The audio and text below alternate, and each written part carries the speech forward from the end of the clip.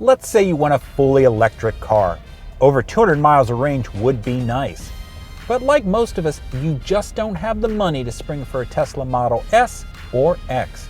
You could get in line with over 300,000 other people and wait to eventually get a Tesla Model 3. Or you can go out and get a Chevy Bolt basically now.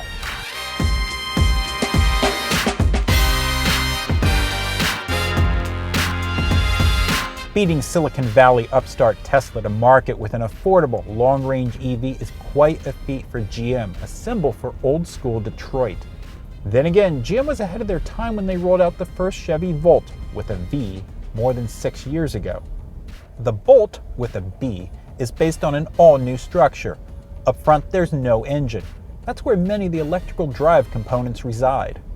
The 60 kilowatt-hour battery is installed in the floor and provides some of the car's structure.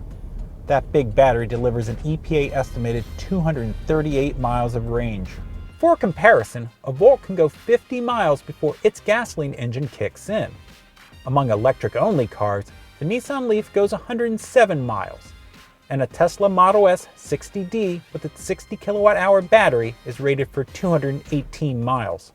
Totally recharging the Bolt takes around 9.5 hours on 220 volts.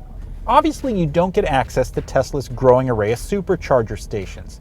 Instead, the Bolt has available DC fast charging, which gives you up to 90 miles of range in half an hour. That charging network is also growing. Okay, enough facts and figures. Let's face it, plenty of people are attracted to Tesla's high-tech aura, and it doesn't matter to them if the car is electric or not. It simply looks cool. As for the Bolt, well, it's got some chrome bits and really cool tail. Okay, who am I kidding? This thing is a dorky looking little box. Compared to a Tesla, it's not cool at all. It seems like GM just gave up. Well, at least it's got a great it's really practical. With the battery in the floor, there is a low and flat door sill. Combined with tall doors, getting in and out is a cinch. There's good space in the rear seat, helped out by having a totally flat floor back there. Up front, you sit up high. Feels a lot like a small SUV, and lots of people like those. There's big windows here, and that helps make up for the rather thick roof pillars. Another help is the optional surround view camera, added to the standard backup camera's view. Neat textured plastic and red-orange stitching on the optional leather seats liven up the cabin. Sure, this is no luxury car, but you wouldn't know it from the infotainment system, where there are more shades of Tesla. On the center dashboard is a huge 10.2-inch screen. Get beyond some small buttons, and it works really well with well-integrated Apple CarPlay and Android Auto, and screens detailing energy consumption. Even the digital instrument panel is artfully done. We're less keen on the shifter, which always pops back to center after you select a gear. Finding reverse can be tricky if you don't grab the release button just right. There's decent cargo room in back. Under this panel is more space, or leave it at home to free up more volume.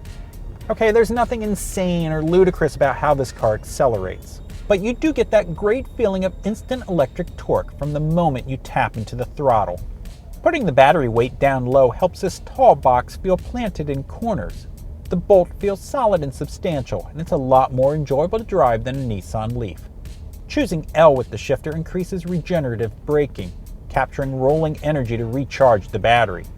In this mode, you learn how to drive with barely tapping the brakes. It's all done through the gas pedal. This little toggle on the back of the steering wheel engages even more regenerative braking. So this is a very pleasant and very well thought out electric car, one that also happens to be relatively affordable. The starting price is $37,495. Add in the $7,500 federal tax credit, and the price comes in just below $30,000. State and local tax incentives can save you even more. Still, given the shockingly low resale value of some electric cars, we'd be tempted to lease instead of buy. The top trim Premier adds leather, blind spot monitoring, front and rear heated seats, a heated steering wheel, and the surround view camera.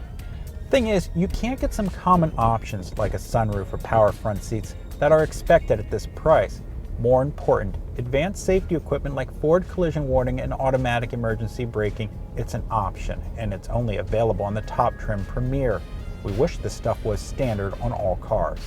No question, GM has achieved a lot here, building a long-range electric car at a fairly affordable price. Maybe some of those people intending to buy a Tesla Model 3 might want to think about canceling their reservations. For more on electric cars, check out consumerreports.org.